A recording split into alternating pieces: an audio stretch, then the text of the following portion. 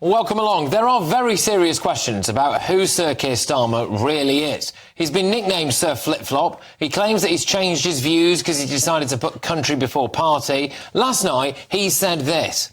Just answer this yes or no. When you said Jeremy Corbyn would make a good Prime Minister, did you mean it?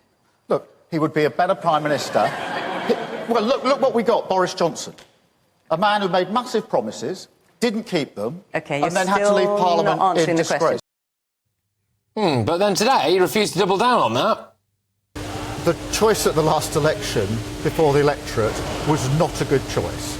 You had Boris Johnson, who won and then 3 years later was thrown out of Parliament for breaking the rules. You had Jeremy Corbyn, who is now expelled from the Labour Party.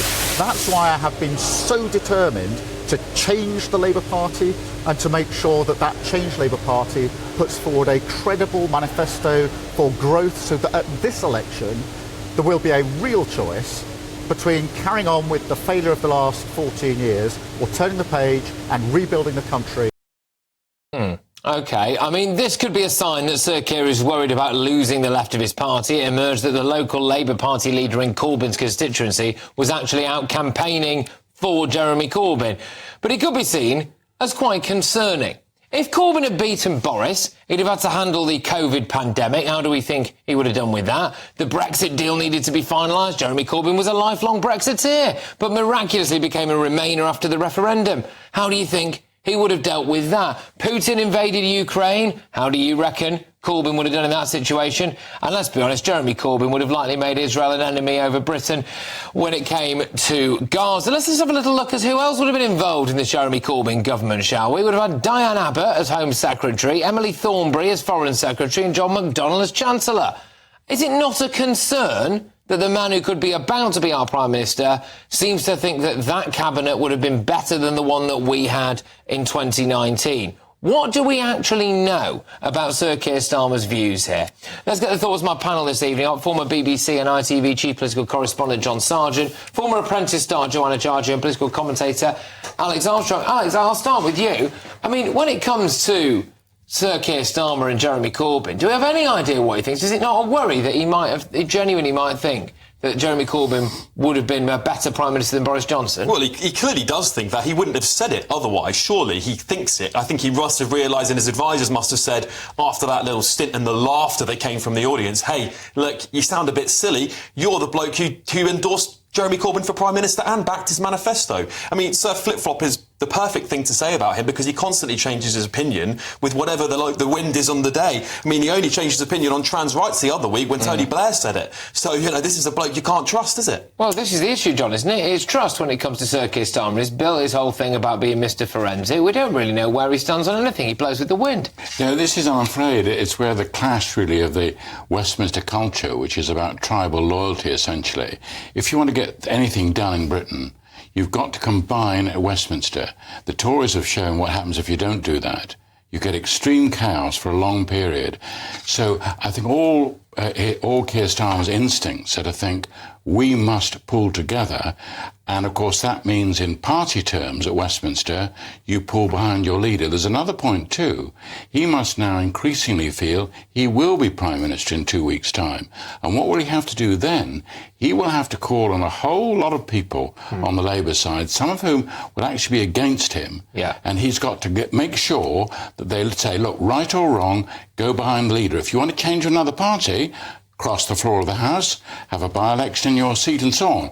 But that sort of rather rigid way of looking at the world, I'm afraid, is the Westminster way, and I was there for many years observing this, and you could see that the actual critical question was, which side are you on? Are you in the government side or the opposition side? So if you then put him into his first election campaign, and you ask him this sort of question, he then gets completely confused. Yeah, but he's not. He keeps saying he's changed the Labour Party. He's not changed the Labour Party. Loads of people still support Jeremy Corbyn. The person who's the local Islington North Labour leader there was out campaigning. She hid in a bush when it turned out that someone had rumbled her, for goodness sake. He would have obviously supported Jeremy Corbyn. He did support him a couple of times. But can you imagine, though, Patrick, if you'd even said a year or so ago that Jeremy Corbyn be out of the Labour Party, not allowed to stand, I mean, that would have seemed quite a shake-up. That would have been an amazing shake-up. What exactly is Jeremy Corbyn? You can dislike his politics, praised, but the way that people talk about him is as if he's like an enemy of the country and he's done something absolutely terrible. He's not the one that was saying pile the bodies high when people were dying and people's grandparents. He's not the one that was neglectful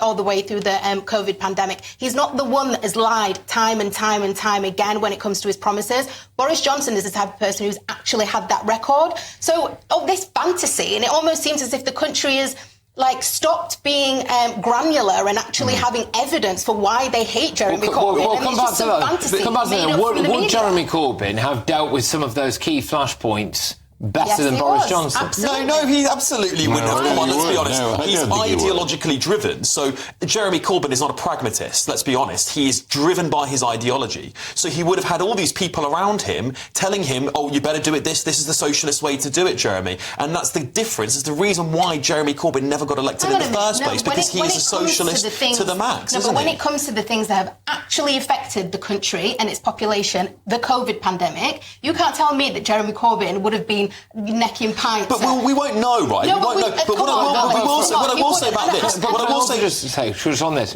for a lot of people, necking pints is not actually the central issue. It's things like lockdowns. It was things like the COVID jab. It was all of this stuff, which many people do think that Boris Johnson didn't want to do got that. wrong, and that's the point. So would Jeremy Corbyn have actually been worse on that? Be honest. Well, look, I don't know, but it seems to me from Labour's position during COVID that they would have locked us down for longer and harder. So let's be real. That's the position. And Keir Starmer, someone, he said he supported Jeremy Corbyn and has followed through on those policies and said, I'm surprised we would still be in bloody lockdown today if it wasn't for Keir Starmer. I agree that maybe Labour would have locked us down for longer, but maybe the difference is they would have locked us down sooner, which meant that maybe the pandemic wouldn't have gone on for as longer, whereas Boris Johnson delayed that. I don't know. That doesn't add up. I think, go on, Johnny, you were... No, just saying that, if you think of Jeremy Corbyn's personality, he's a campaigner. Now, he may say that's good, but it doesn't make him a good Prime Minister. He would not have been a good Prime Minister. He finds it extremely difficult to take in other people. He has a line that he follows, left line. He's proud of the fact that his views don't change.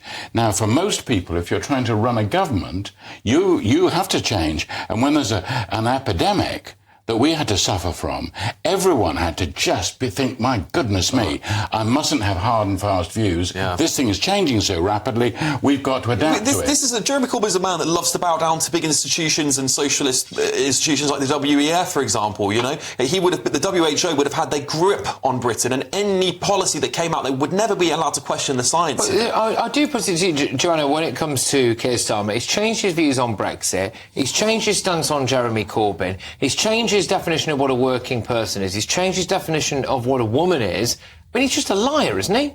I don't think necessarily. I completely admit Come that. on, Joanna. I completely He's admit. flip-flop. No, okay, yeah, he's flip-flopped on a few things. I admit that, but I don't think that makes him a categorical liar. I think that in the political landscape, things have changed. So things that seem like he's flip-flopping is because the economy's changed, for example. So if he's made a U-turn on something, certain things he's had an excuse. When it comes to what he thinks about things personally, like what is a woman and whatever, then I think that's a bit. I kind of squint when I look at him when it comes to stuff like that. But really important stuff when it comes to policies that people say, I don't know what Keir Starmer stands for. I think that's completely different. I don't think he goes the full term. He's on a personal popularity rating of around 51%, unpopularity rate, sorry, of about 51% at the moment, and that's considering that he's about to potentially win a 200-seat majority. I think John highlighted earlier on some of the fractures within that Labour Party. It'll be interesting to see how they come to the fore. John, do you think Sir Keir Starmer goes the full 5 years?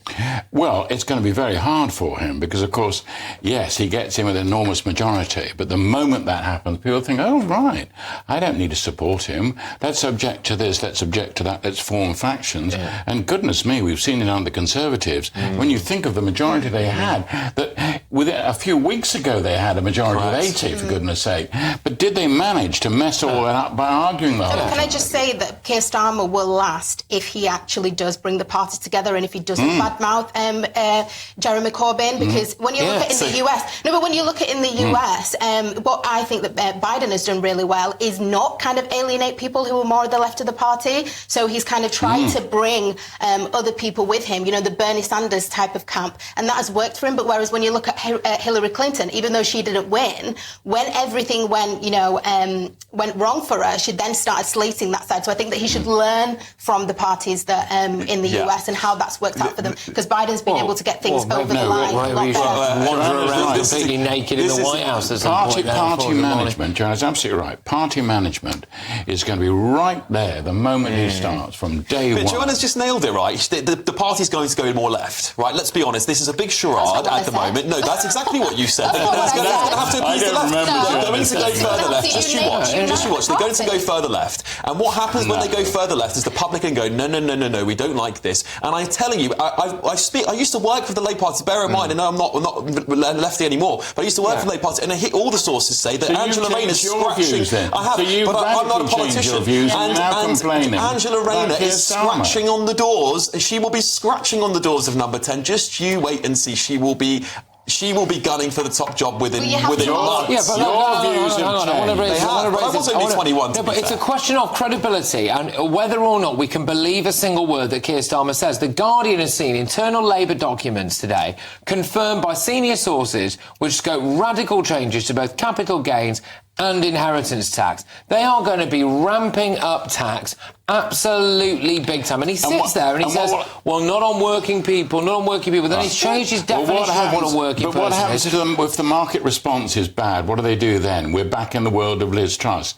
So don't But he's think talking that, like this. This is the media bias. I know. This is the media bias. He can build an entire manifesto, an economic manifesto around, I'm just going to go for growth and that'll cover everything. Yeah. With zero evidence that that'll work. And no one has a go at him for that. Everybody knows the position they're going to take over, if they do take over, is going to be extremely narrow. They have not got very much room for manoeuvre. They know that. Everybody else knows. But they're hiding the truth. And the IFS put out a massive video in a statement saying both the major parties, by the way, but Labour are doing it far worse. They're saying they're not going to raise your taxes, but they are going to raise your taxes. They're saying we'll protect income tax. Everybody knows they're going to, because the bans aren't going to be unfrozen. And I reckon they will fall back ultimately on that thing. When they realise that they've got to do that, they will go, well, are you relatively well off then? Well, do you have a house? Well, you think you should pay tax, shouldn't you? You should pay more tax. And I know that some people, Joanna particularly, might think that's a great idea. There's a lot of people who work very hard for that stuff. But I'm going to go to the candidates list now for the constituency of Islington North. Jeremy Corbyn, Independent. Paul Josling, Independent. Vikas Agarwal, Liberal Democrats. Karen Harris, Conservative. Praful Nargan, Labour. Sheridan Cates, Greens. And Martin Nelson, Reform UK.